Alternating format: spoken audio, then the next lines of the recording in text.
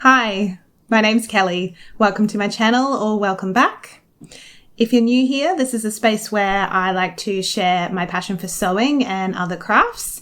And today I'm taking you through everything that I made in the month of March. My first make for March is a birthday gift for a friend. He's celebrating his 40th birthday this month and he's a very keen barbecuer. So I thought it would be a perfect gift for him if I made him a Sam apron. For this apron, I made the size 22 to 26 and view A.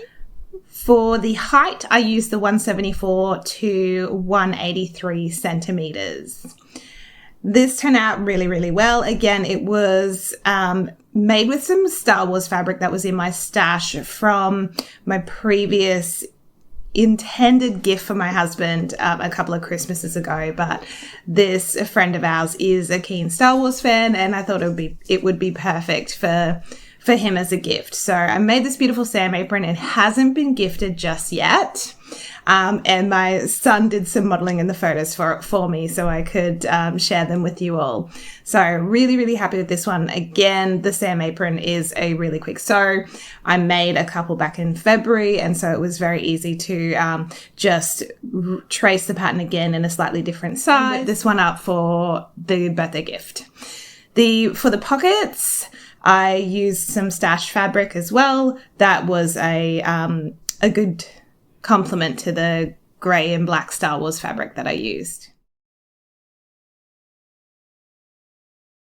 For my next makes, I decided to make some more practical items for myself, and that was a couple of sets of pajamas. I've got them behind me in the background here. I was in Spotlight and I got some jersey fabric on sale for $6 a meter, so it was really quite affordable.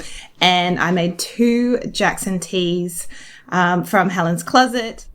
I also decided to use the Arden pants pattern from Helen's Closet and make the shorts hack from these.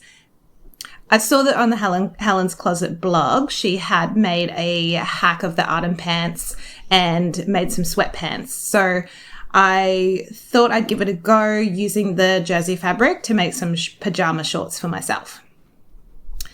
So for the first set, it's the pink floral t-shirt and shorts combination.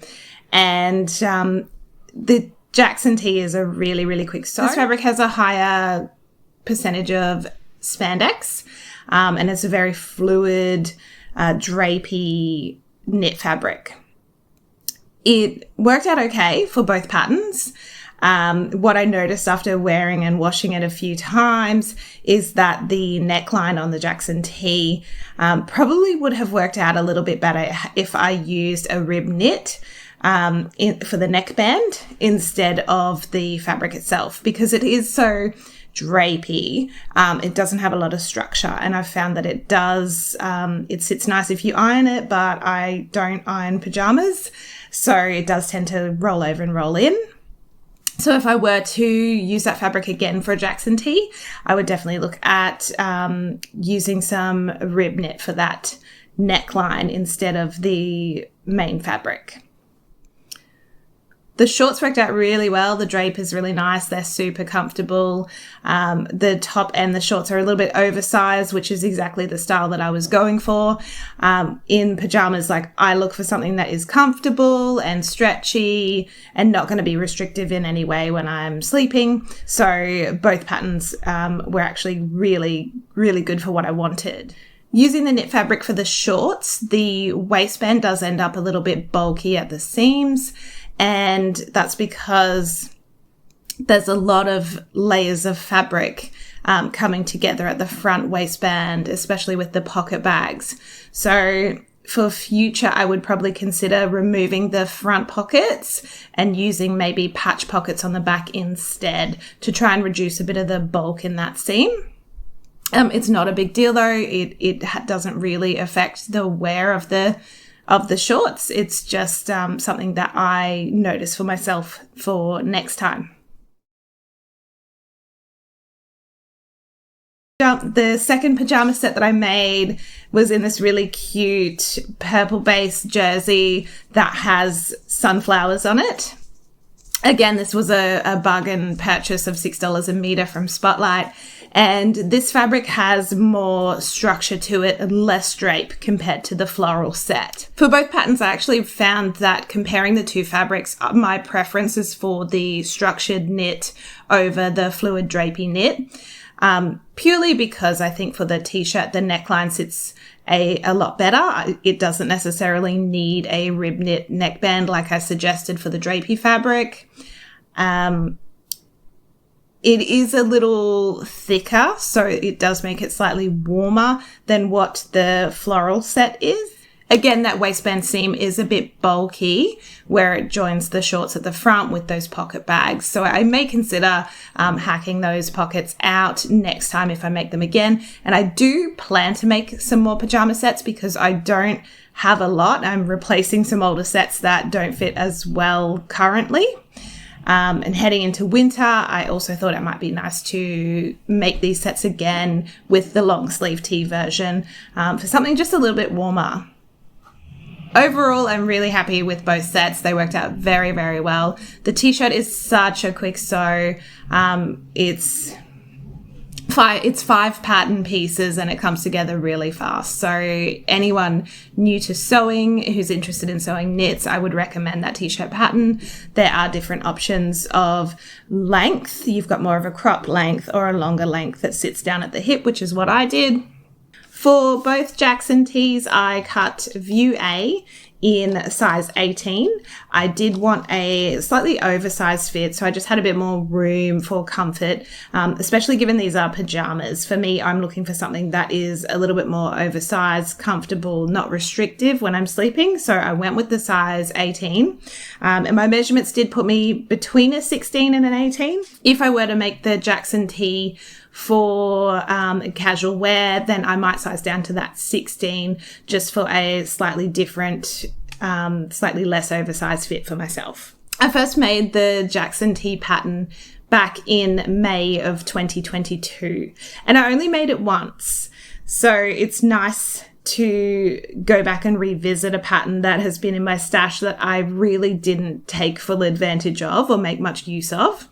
And I'm really glad that I did. Both tees worked out quite well for pajamas. For both pairs of the Arden shorts, I cut a size 22 at the waist and 18 at the hip. Now, the shorts are a bit oversized in the stretch knit fabric for both versions, so I think that I could redraft this pattern and size down slightly at the waist. Probably with just a size 20 waist and 18 hip would be fine. My next makes, I challenged myself to make some grocery bags. I've been shopping at Aldi, and what I'm looking for are some grocery bags that sit in the trolley but remain open. So as I am selecting my groceries in the store, I can put them straight into the bags, and then as I go through the checkout, I can very easily repack those bags with my groceries as well, just making it a bit more efficient for myself. What I wanted design-wise in this bag was a boxed out base. I wasn't after any pockets. I needed the structural stability so that these bags would stay completely open, allowing for ease of packing the groceries in and taking them out. And obviously they needed to be quite strong as well, just given the size of the bags and the amount of groceries that can go in them. I wanted to make sure the handles were really sturdy and that these bags were going to be just really structurally stable. So I had a couple of goes at designing these bags. The first one, I used some really heavy interfacing, and I actually used 2 lots of it in the internal part of the bag to create this structure. And what I found was that it wasn't quite enough. Yes, there is structure, but no, it doesn't sit open in the trolley. It still kind of folds in on top of itself a bit. So it is a really good bag. Size-wise, I'm very, very happy with that design. But structural wise, it wasn't quite there. It didn't stand open in the trolley like I was attempting. I then made a slightly smaller version, which is closer to a paper bag, recycled paper bag that you can pay for at the supermarket. But I found this is actually a bit too small for the purpose that I want to use it for. I did try something else for the internal structure of the bag to help it sit open and have that support. What I used for the internal structure of the bag was this. It's a dish drying mat, and it is foam on the inside with a microfiber outside. So I've used that to line the bag. That has given it a really good structure. It's exactly what I was looking for.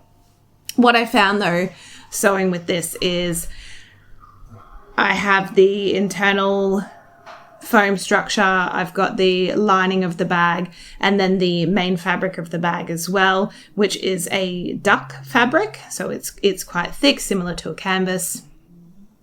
Sewing through all of those layers was quite difficult. I used a denim needle. I did find at times the fabric would still struggle to flow through the machine nicely, and the feed dogs didn't quite pull it through as much. So in hindsight, what I would like is a walking foot for next time, which I don't currently have. So I'm looking into getting myself a walking foot for my machine, because I think if I were to make more, that would be super, super helpful, just to make the fabric stay together and not shift and move through the machine smoothly. After the second bag, the small version, I then went back to the original size, which is the large size market tote, and I used the dish drying mats for the structure, and I'm so pleased that I did, because that ended up being perfect. I'm really, really happy with the size of it and the structure. It sits open in the trolley. It's fabulous. It holds a lot of groceries. You just need to be careful to distribute the weight evenly across the bags, because it can hold so much. It can also get really, really heavy if you're not too careful. Because of that internal foam structure that I have in these bags, it does make them bulky, so they don't exactly pack up or fold down very nicely. They are quite a bulky bag. That's fine for me, because they do just sit in my car, and I can pull them out and use them as needed. So for my grocery bags, I used my own design, pattern-wise. I did want the handles to go the entire length of the bag. I knew, because of the size of them, that they would need to be quite strong, just given the amount of groceries that can fit in these bags. So I wanted to give that extra strength to the handles by having them span all the way down the bag and then be sewn into the bottom seam of the bag as well, which worked out well. I am really interested in designing a similar bag and using some insulation and removing the lining fabric so that it can be used for cold grocery products and also be wiped out and cleaned out quite easily. So I may do that next month or the month after. We'll see when I can make a moment for that. Making gifts for other people is not something that I frequently do. However, it's really easy and enjoyable when you know that the receiver will appreciate the time and effort that's gone into the piece. So I knew straight away that I wanted to make this piece for my friend because I thought she would just absolutely love it. She, being a sewist as well, she knows the time that goes into things like this. I was really pleased to gift her something that I knew she would like and appreciate. So I made the BF Patterns Bestie bag, and this was the very first one that I've made. I made the medium size without the pleats, and I used the tie strap. This fabric is cotton duck from Spotlight, and it's this very cool kind of marbly effect with pink and red and cream. So it's pretty vibrant, a little bit psychedelic. And my friend who this was for, she has a very similar eclectic, colourful style to me. So I knew that it would definitely suit her vibe. For the internal lining, I used a cute polka dot fabric, which is a quilting cotton. And it was orange and red, which was a nice contrast to the main fabric. The bestie bag was a really good sew. I was a little bit nervous about the zip, but it ended up being quite straightforward. The instructions for this pattern are really good. I've had watched some other tutorials on making this bag, and a few people had mentioned that the top stitching was quite tricky, especially as you got up to the ends of the bag nearing the zipper closure. And where the strap joins the bag as well. And I have to agree that was a little bit tricky, and there's a lot of bulk that you're trying to work through your machine in a small space. So if I were to sew that again, I probably wouldn't bother with the top stitching. It looks good, but it also looks a bit messy in those places where it is quite tight and fiddly to get around your machine. I really enjoyed making this bag, and I am very keen to make myself one. I also have plans for gifting some more of these bags as well, because I think with the medium and the large options, there's a lot of versatility, and all the internal pockets as well make it a very practical bag. So I think there'll definitely be more in my future, and some gifts coming to a few people in my life as well. For March, just recapping all of my makes. Firstly, I made the Sam apron as a gift for a friend. I then made 2 sets of pajamas, which were 2 Helen's Closet Jackson tees and 2 pairs of the Helen's Closet Arden shorts. And then I made 3 grocery bags using my own pattern that I drafted, followed by 1 bestie bag. So that's a pretty busy sewing month in March. There's a lot of things there that I did make, and I'm quite pleased with how everything turned out. We'll see what's coming in April. I have plans to revisit the Hope woven dress pattern by Style Arc because I did purchase the extension pack. And so I would like to make a few more versions with the different bodice and sleeve options. That is a wrap for my March makes. Thank you so much for watching, and I will see you in my next video. Bye!